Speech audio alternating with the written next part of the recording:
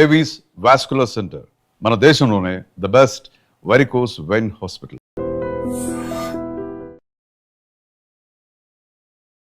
Hi hello నమస్తే, welcome back to iDream media. ఈరోజు మనతో ఉన్నారు 30 yearsగా లా ప్రాక్టీస్ చేస్తూ ముఖ్యంగా ఇమ్మిగ్రేషన్ మనకి లాయర్గా ఉన్న రాహుల్ రెడ్డి గారు మనతో ఉన్నారు. ఈ స్టూడెంట్ వీసాకు సంబంధించి ఓపీటీ అండ్ స్టెమ్ ఎక్స్టెన్షన్ గురించి ఈరోజు ఎపిసోడ్లో మాట్లాడబోతున్నారు. మీకు ఏ డౌట్స్ ఉన్నా సరే కామెంట్ సెక్షన్లో మెన్షన్ చేయండి. దానిపై మరిన్ని సిరీస్ ఎపిసోడ్స్ రానున్నాయి. Hi sir. నమస్కారం. బాగున్నారా? బాగున్నాను sir. How are you? Good good. Sir, ముఖ్యంగా స్టూడెంట్ వీసా మీద ఎవరైతే వెళ్తూ ఉంటారో వాళ్ళు ఇనిషియల్ పీరియడ్లో వాళ్ళకి ఓపీటీ మీద ఇచ్చే ఈ టైం పీరియడ్ అనేది ఏ విధంగా ఉంటుందంటారు? లేటెస్ట్గా దాని మీద ఎటువంటి అప్డేట్స్ రానున్నాయంటారు? ఇప్పుడు నార్మల్గా డిగ్రీ చేసేటప్పుడు కానీ బ్యాచిలర్స్ కానీ మాస్టర్స్ చేయగానే మన పిల్లలు ఎక్కువ మంది మాస్టర్స్ పోతుంటారు కాబట్టి మాస్టర్స్ గురించి ఎక్కువ మాట్లాడదాం. మాస్టర్స్ డిగ్రీ అయిపోయిన తర్వాత వాళ్ళకు ఓపీటీ అని 1 year వర్క్ పర్మిట్ ఇస్తారండి. ఆ వర్క్ పర్మిట్ వచ్చినప్పుడు వాళ్ళు కంపల్సరీ వర్క్ చేయాలన్నట్టు. ఓకే.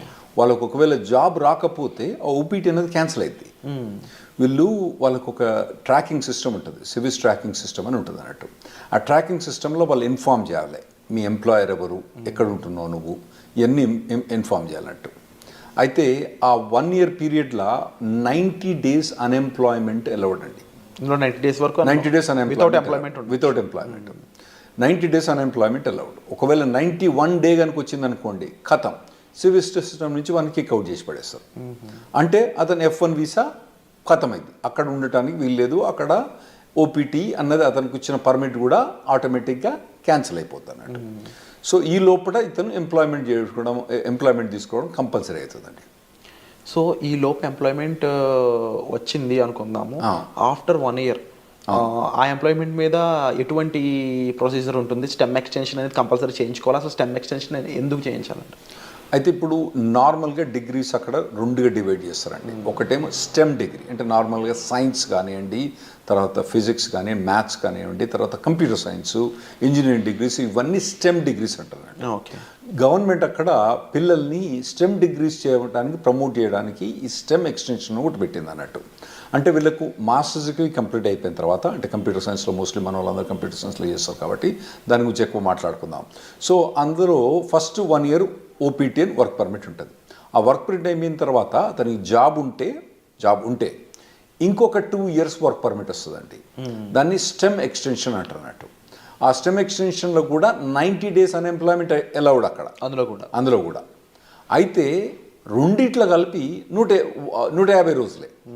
అంటే ఎక్కడో ఒక దగ్గర తగ్గించుకోవాలన్నట్టు. ఇక్కడ 90 days, అక్కడ 90 days బ్యాక్స్, ఓవరాల్గా 150 days దాటకూడదు అన్నట్టు.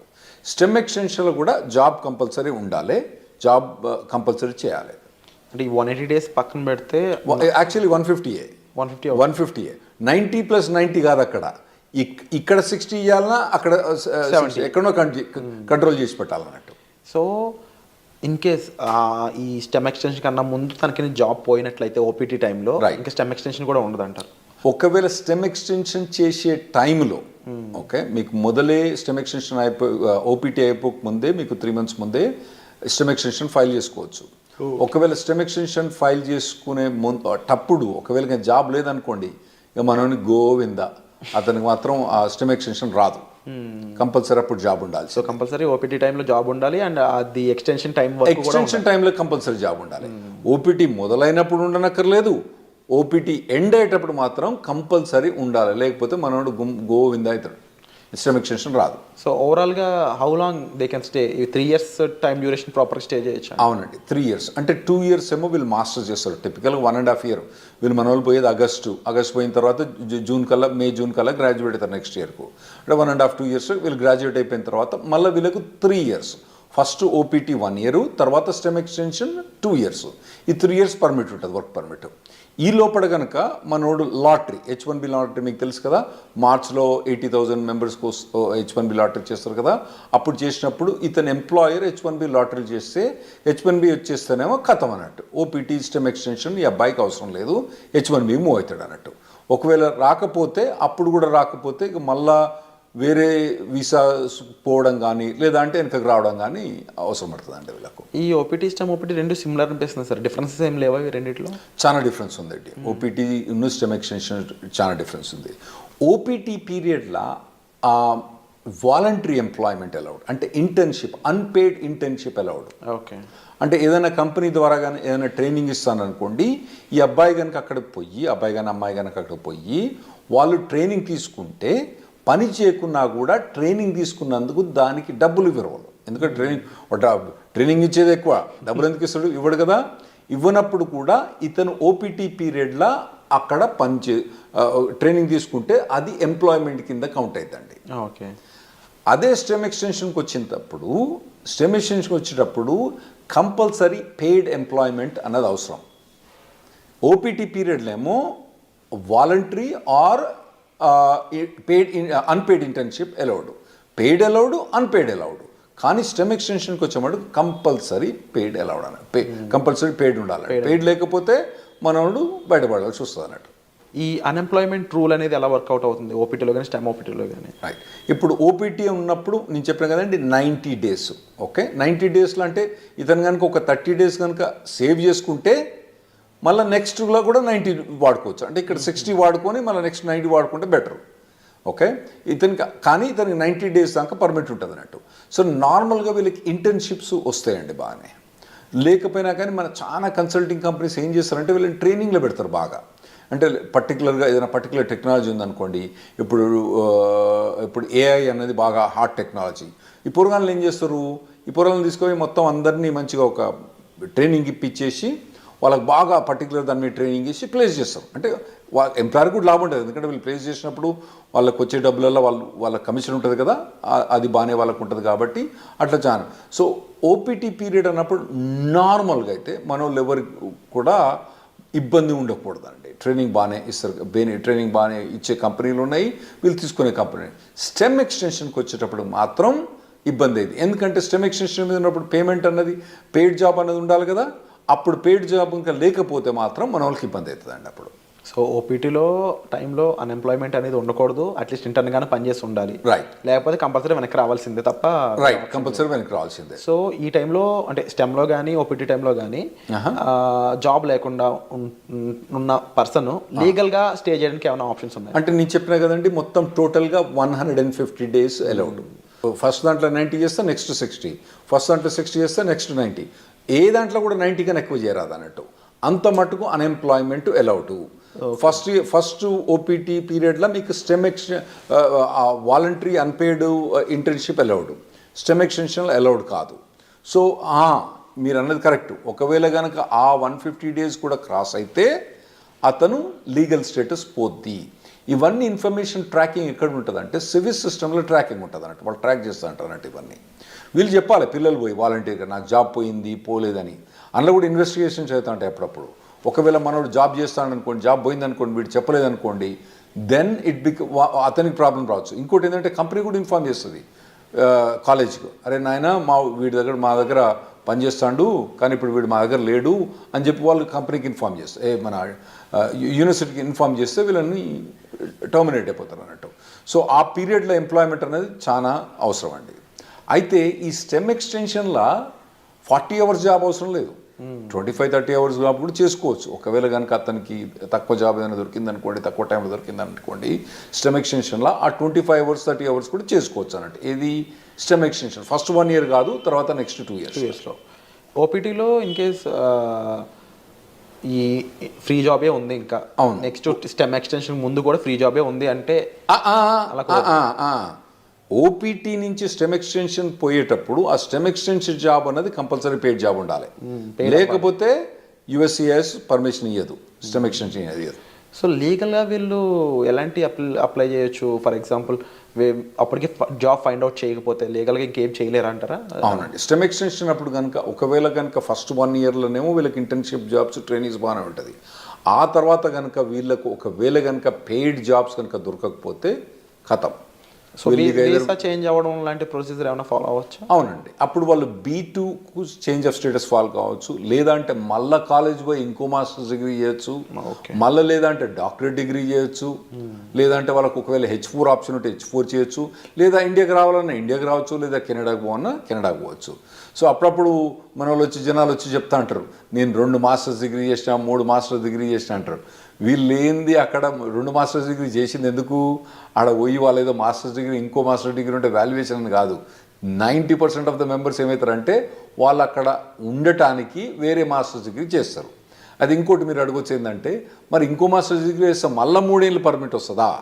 గ్రేస్ పీరియడ్స్ ఎలా ఉంటాయి అసలు? ఒక లెవెల్ ఆఫ్ డిగ్రీకి ఒక ఓపీటీ, ఒక స్టెమ్ ఎక్స్టెన్షన్, ఇంకో లెవెల్ ఆఫ్ డిగ్రీకి ఒక ఓపీటీ, ఒక స్టెమ్ ఎక్స్టెన్షన్. అంటే బ్యాచిలర్స్ డిగ్రీకి ఓపీటీ స్టెమ్ ఎక్స్టెన్షన్ ఉంటుంది, మాస్టర్స్ డిగ్రీకి ఓపీటీ స్టెమ్ ఎక్స్టెన్షన్ ఉంటుంది, మళ్ళీ డాక్టరేట్ డిగ్రీ ఉంటుంది.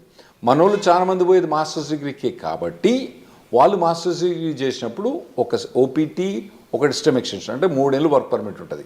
ఈ లోపల కనుక వాళ్ళకు జాబ్ పోతే వాళ్ళు మళ్ళీ వేరే మాస్టర్స్ జాయిన్ అయ్యి మళ్ళీ మాస్టర్స్ తీసుకుంటే మళ్ళీ ఓపీటీ అన్నది రాదు.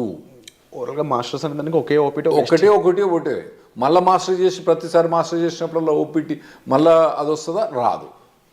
అండ్ ఇన్ కేస్ జాబ్ వచ్చాక జాబ్ ఛాలెంజెస్ అనేవి ఏ విధంగా ఉంటాయి వీళ్ళకి? ఉంటాయండి, జాబ్ ఛాలెంజెస్ బాగా టఫ్గా ఉంటాయి. ఎందుకంటే వీళ్ళు నార్మల్గా కన్సల్టింగ్ కంపెనీ ద్వారా పోతారు కాబట్టి వీళ్ళకి జాబ్ డ్యూటీస్ హెవీగా ఉంటాయి, జాబ్ ఛాలెంజెస్ ఉంటాయి. నేను నార్మల్గా స్టూడెంట్స్కి ఏం చెప్తా అంటే, ఇక్కడ మీరు ఇంజనీరింగ్ చేసేటప్పుడు, ఇండియాలో ఇంజనీరింగ్ చేసేటప్పుడు మీరు ఇంటర్న్షిప్స్ చేయండి. వేరే కంపెనీస్లలో, సాఫ్ట్వేర్ కంపెనీస్లో ఇంటర్న్షిప్ చేయండి. ఇక్కడ నాకు తెలిసి ఇక్కడ చాలా software companies they are ready to take ఈ ఇంటర్న్స్ తీసుకుంటాను రెడీ ఉంటారండి. ఇంటర్న్షిప్ చేయండి, తర్వాత పర్టికులర్గా ఏ సాఫ్ట్వేర్ మీద కానీ ట్రైనింగ్ చేయండి, మోడల్ ప్రాజెక్ట్స్ చేయండి. ఇటువంటివన్నీ మీరు ఫస్ట్ ఇయర్ నుంచి చేసుకుంటే రావాలన్నట్టు. అంటే ఎలాంటి ఇండస్ట్రీస్ మోస్ట్లీ ఓపీటీని స్టెమ్ని ఎక్కువ రిక్రూట్ చేసుకుంటాయంట? ఇప్పుడు అంటే మన వాళ్ళందరూ ఐటీలో పోతుండ్రు కాబట్టి ఐటీ ఇండస్ట్రీ గురించే మనకి ఎక్కువ ఉంటాయి. అంటే వేరే ఇండస్ట్రీ అంత మెచ్యూర్ కాలే.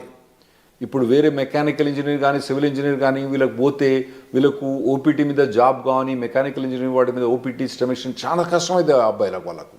అదే ఐటీలో పోయిన వాళ్ళకి ఏంటంటే వీళ్ళకి ఒక పాత్వే ఉన్నది ఆల్రెడీ. చాలా మట్టుకు జాబ్ ఆపర్చునిటీస్ బాగానే ఉన్నాయి. కాకపోతే మన పిల్లలు ఏం చేయాలంటే మొదటి నుంచే వీళ్ళు ట్రైన్ కావాలి.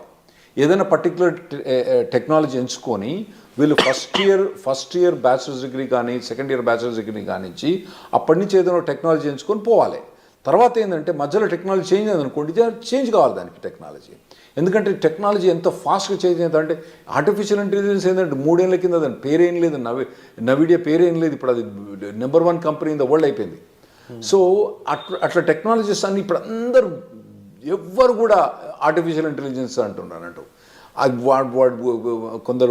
కొన్ని కంపెనీస్ పనిచేసేవాళ్ళు చెప్తారు, మాకు అసలు ఆర్టిఫిషియల్ ఇంటెలిజెన్స్ అవసరం లేదు, కానీ మా కంపెనీలో ఎందుకు హైర్ చేస్తున్నారో లేదు, వాడు రెజ్యూమ్ మీద ఆర్టిఫిషియల్ ఇంటెలిజెన్స్ బెటర్, వానికి ఒక ఏదైనా కోర్స్ కానీ, ఏదైనా ఒక 5 months ఎంప్లాయ్మెంట్ కానీ, ఇంటర్న్షిప్ కానీ ఉంటే తీసేసుకుంటారు మా దగ్గర అని చెప్తాను వాళ్ళు. సో అటువంటి హాట్ టెక్నాలజీస్ ఉన్న వాళ్ళు వీళ్ళు చూస్ చేసుకోవడం బెటర్. కాకపోతే కొద్దిగా మొదటి నుంచి కూడా ఒకవేళ, ఎందుకంటే ఇప్పుడు ఏఐ అంటున్నారు, అంతకుముందు డేటా సైన్స్ అన్నారు, రేపు ఇంకోటి అంటారు. సో ఇటువంటి ఏ ఒక్క టెక్నాలజీ కూడా ఒక పర్సన్ ట్రైన్ అయితే ఆ టెక్నాలజీ మారినప్పుడు ఈజీగానే అడాప్ట్ అయిపోతారు. నువ్వు ఉట్టిగానే కూర్చొని 4 ఏళ్ళు ఏం పని చేయకుండా, ఆ తర్వాత నువ్వు మాస్టర్స్ డిగ్రీ చేసేటప్పుడు కూడా ఏం ట్రైనింగ్ తీసుకోకుండా చక్కగా నువ్వు పోయి మాస్టర్ డిగ్రీ అయిపోయిన తర్వాత నువ్వు ఓపీటీకి పర్మిషన్ ఇచ్చి ఆడ పోయి జాబ్ ఏమంటే అప్పుడు కష్టమైంది. ఇప్పటి నుంచి మీరు బిల్డప్ చేసుకుంటూ పోవాలన్నట్టు. ఇవి చాలా కాంపిటేటివ్గా ఉంటాయి ఓపీటీ స్టెమ్లో కూడా. అట్ ది సేమ్ టైం మీరు ఈ డౌన్ టర్న్స్, ముఖ్యంగా లే ఆఫ్స్ కానీ అవి ఎంత ఇంపాక్ట్ చేస్తాయంటారు ఓపీటీ వాళ్ళని? బాగుంటాయి, ఓపీటీ మీద ఇంపాక్ట్ బాగుంటుంది. ఫస్ట్ ఒకటి మీరు అర్థం చేసుకోవాలి, శాలరీస్ ఎట్లున్నాయి వీళ్ళవి. యుఎస్ శాలరీస్ 80 లక్షలు 90 లక్షలు. ఏది ఓపీటీ స్టెమ్ ఎక్స్టెన్షన్ కూడా 80 లక్షలు 90 లక్షల నుంచి మొదలైతే వాళ్ళకి శాలరీస్. సో మనకి ఇక్కడ ఇండియాలో ఏంది, మీరు పెద్ద కంపెనీలు పోయినా అనుకోండి, అది వెరీ సర్ప్రైజ్. గూగుల్ అటువంటి కంపెనీస్లలో, అంటే నేను పర్టికులర్ గూగుల్ అని చెప్పాను, వేరే కంపెనీస్లో శాలరీ చూస్తే వాళ్ళకి ఏంది నెలకు 30,000, నెలకు 25,000, అంటే దాదాపుగా 4 లక్షలు 5 లక్షల ప్యాకేజ్ కూడా మా ఎక్కువ ఇక్కడ. ఏది ఎంట్రీ లెవెల్లకు అక్కడ 80 లక్షల నుంచి 90 లక్షల దాకా ప్యాకేజ్ ఉంది అక్కడ. అయితే అట్లా ప్యాకేజ్ ఉన్నప్పుడు ఇక్కడ వీనికేమో 5 లక్షలు వస్తా అంటే నీకు ఆడ 80 లక్షలు ఇస్తాను అంటే నీ పెర్ఫార్మెన్స్ ఎట్లా ఉండాలి? You have to be at least 10 times better then the guy who's working here. నువ్వు ఉన్నావా లేదా 10 times? లేనప్పుడు నువ్వు షార్ప్నెస్ స్కిల్ చేసుకోవాలి. నువ్వు అట్లా ఆలోచించాలి. ఇక్కడ వచ్చినానికేమో 5 లక్షలు, నీకేమో 80 లక్షలు, అంటే నీది కనీసం 10 రెట్లు ఎక్కువ ఉండాలి నీ పెర్ఫార్మెన్స్. అంటే 10 రెట్లు ఎక్కువ ఉండాలంటే నువ్వు షార్ప్ పని చేసుకోవాలి. Unit be fit for it. అక్కడ పోయి నేను మాస్టర్స్ అయిపోయిన తర్వాత అప్పుడు నేను నేర్చుకుంటా అంటే ఇప్పుడున్న పరిస్థితిలో మాత్రం నడవదు. 100% కరెక్ట్ సార్, డెఫినెట్లీ మీరు చెప్పిన విషయాలన్నీ కూడా. అండ్ ముఖ్యంగా ఓపీటీ స్టెమ్లో స్టూడెంట్ సిచ్యువేషన్ ఏ విధంగా ఉంటుంది, టైం పీరియడ్ ఎలా ఉంటుంది, గ్రేస్ పీరియడ్స్ అండ్ రాకపోతే ఏంటి పరిస్థితి, ఈ విషయాలన్నీ విన్నారు కదా. అలాగే H1B లాటరీ పరిస్థితుల్లోనూ ఆఫ్టర్ జాబ్ వచ్చాక లైక్లీ ఎఫెక్ట్స్ ఏమేమి ఉంటాయి అనేవి వచ్చే ఎపిసోడ్లో చూద్దాం. So stay tune. Thank you so much for information. Thanks.